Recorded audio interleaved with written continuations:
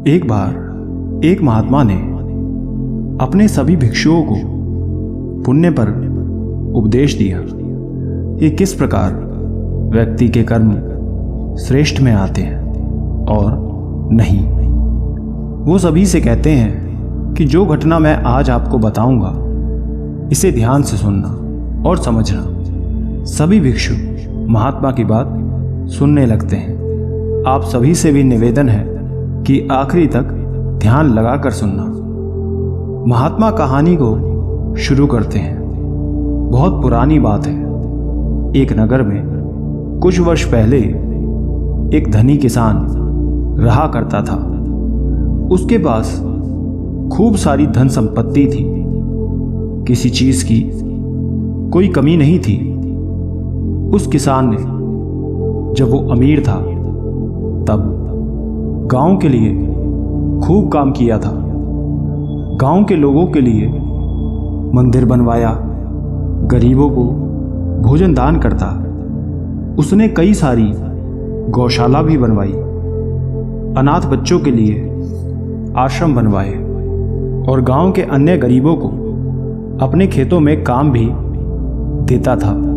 जब जब जिस व्यक्ति को कोई ज़रूरत होती तब तब वो उसकी सहायता ज़रूर करता था। उसने कभी किसी की मदद करने से मना नहीं किया। उस किसान ने अपनी अमीरी के समय खूब अच्छे कार्य किए और खूब पुण्य कमाए। लेकिन कहते हैं ना, समय बलवान है। आज नहीं तो कल सबका बदलता है। आज अच्छा है तो कल बुरा भी आएगा। वही उस किसान के साथ भी हुआ। उसके व्यापार में आए हुए नुकसान से उसे काफ़ी घाटा हुआ और धीरे धीरे उसका सारा धन खत्म हो गया। अब वो शाही घरों की जगह अपनी पत्नी के साथ छोटी सी टूटी हुई झोपड़ी में रहने लगा, जहाँ वो कई तरह के पकवान खाता था। अब सूखी रोटी खाने को मजबूर था। जैसे तैसे गरीबी में उसके दिन कट रहे थे। कहाँ कई सारे नौकर चाकर उसके आगे पीछे घूमा करते थे और अब कुछ भी नहीं। उसके घर में रहने वाले नौकरों की स्थिति उस किसान से इस समय ठीक थी। किसान के दिन काफ़ी बुरी तरह से बदल चुके थे। किसान जब किसी धनी व्यक्ति को देखता, अपना समय याद करके भावुक हो जाता। वो सोचता रहता कि उसने सबकी इतनी मदद की, इतना अच्छा किया, लेकिन उसे उसके बदले क्या मिला? ये दुख भरी गरीबी, उसके किसी भी कर्म का कोई फल नहीं मिला।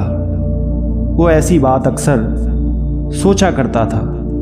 ऐसे ही एक दिन उस नगर के राजा ने एक घोषणा करवाई कि जिस व्यक्ति ने अपने जीवन में कोई भी पुण्य किया है वो मेरे पास आकर उसका फल लेकर जाए। ये बात पूरे नगर में फैल गई कि राजा ने ऐसी घोषणा की है।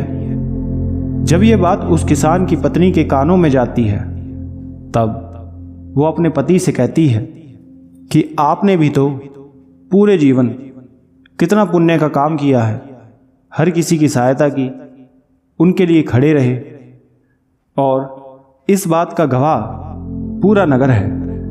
आपको भी राजा के पास जाना चाहिए और अपने पुण्य का फल प्राप्त करना चाहिए। आपका यह हक है। किसान को अपनी पत्नी की बात उचित लगती है और तब वो ये तय करता है कि वो राजा से मिलने ज़रूर जाएगा। किसान की पत्नी ये सुन के बहुत खुश हो जाती है कि शायद राजा द्वारा दिए गए फल से हमारे समय में कोई परिवर्तन आए, कुछ हालात ठीक हो जाए। और तब अगले दिन किसान राजा के पास जाने के लिए निकल जाता है। उसकी पत्नी मार्ग के लिए कुछ रोटी और आम का अचार प्याज रखकर दे देती है ताकि जब भी उसे भूख लगे वो खा ले। वो किसान राजा के महल के लिए निकल जाता है। महल किसान के घर से काफी दूर था, जाने में समय लगता है। धीरे धीरे वो आगे बढ़ ही रहा था। आधे मार्ग पहुंचने के बाद अब किसान थक गया। निकला तो वो सुबह सुबह ही था, लेकिन अब दिन चढ़ गया था। बहुत तेज गर्मी हो रही थी। सूर्य की रोशनी बहुत तेजी से पड़ रही थी। किसान ने सोचा कि क्यों ना कुछ देर विश्राम कर लिया जाए, थोड़ी देर में निकल जाऊंगा। और तब वो आगे बढ़ता है। मार्ग में एक गांव पड़ता है। वो किसान जब उस गांव में पहुंचता है तो देखता है एक बड़ा सा कुआं था, जहां एक बड़ा विशाल वृक्ष बना हुआ था। वो किसान उस कुएं के पास जाता है। वहां रखी बाल्टी से पानी निकालकर हाथ मुंह धोता है और वृक्ष के नीचे ठंडी छाया में बैठ जाता है और अपना खाना खोलने लगता है। जैसे ही वो रोटी खाने को जाता है, वहां कुछ कुत्ते आ जाते हैं और उस किसान की तरफ देखने लगते हैं। किसान समझ जाता है कि वो उससे खाना मांग रहे हैं और तब किसान बड़े ही प्रेम से उन कुत्तों को 2 रोटी दे देता है और अब स्वयं खाने बैठ जाता है। वो कुत्ते भूखे होते हैं, तुरंत 2 रोटी खा जाते हैं और फिर किसान की ओर दोबारा देखने लगते हैं। तब किसान सोचता है कि शायद इनका पेट नहीं भरा। तब वो 2 और रोटी उन कुत्तों को दे देता है और स्वयं पास में बची 1 रोटी ही खाता है, पानी पी लेता है और वापस मार्ग के लिए निकल जाता है। किसान ने अब सारा खाना कुत्तों को दे दिया था, इसलिए उसे अब भूख लग जाती है, लेकिन उसके पास अब कुछ भी खाने हेतु नहीं बचा था। वो ऐसे ही भूखे पेट चलता जा रहा था।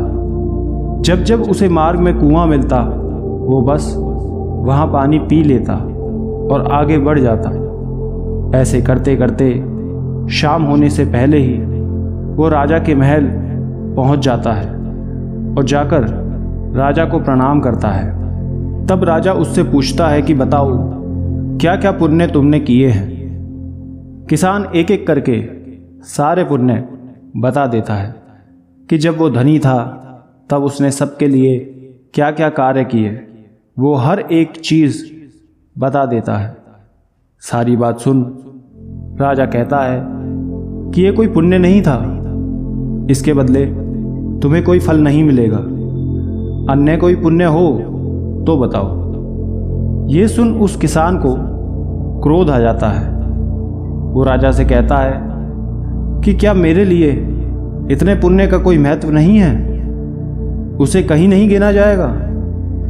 राजा कहता है कि नहीं, ये पुण्य कहीं नहीं जोड़ा जाएगा, इसके अलावा कोई और पुण्य है तो बताओ। ये सुन वो किसान कहता है कि जब मेरे इतने किए हुए पुण्य का कोई महत्व नहीं है तो मुझे आगे कोई और पुण्य नहीं ज्ञात है। ये कहकर वो जाने लगता है। किसान को ये याद नहीं होता कि उसने आते समय मार्ग में भूखे कुत्तों को भोजन करवाया था। जब वो जाता है तब राजा उसे रोकता है और कहता है, आज भी तुमने एक पुण्य तो किया था आते वक्त, क्या उसके बारे में कुछ नहीं कहोगे। तब वो किसान कहता है कि आज मैंने कोई पुण्य नहीं किया।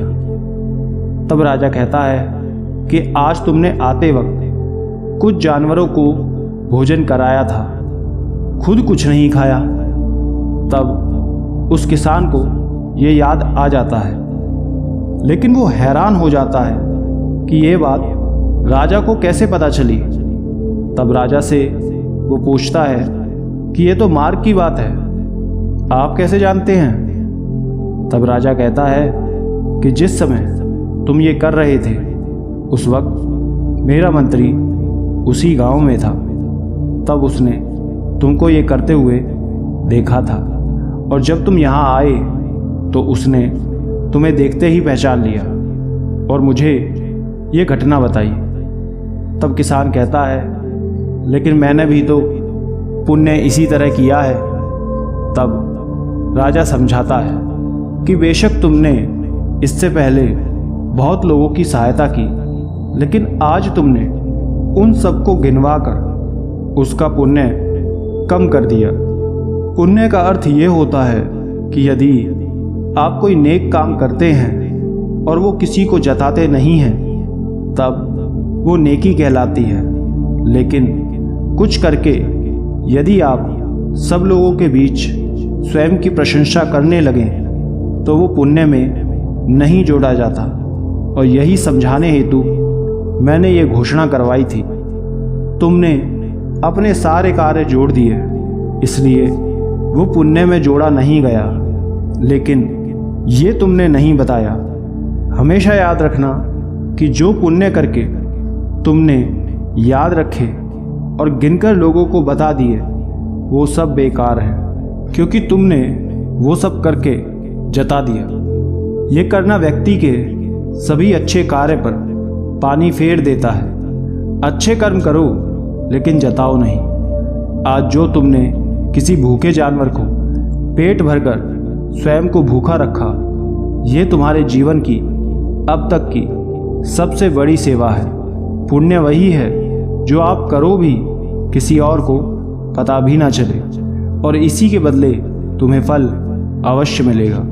और तब राजा उस किसान की मदद करते हैं, उसकी आधी गरीबी दूर कर देते हैं। कहानी को पूरा करके महात्मा भिक्षु से कहते हैं कि तुम्हें भी ये सीख अपने जीवन में उतारनी है। मदद करने के लिए हाथ अवश्य आगे बढ़ाना है, लेकिन मदद के बाद स्वयं की प्रशंसा में कभी खुद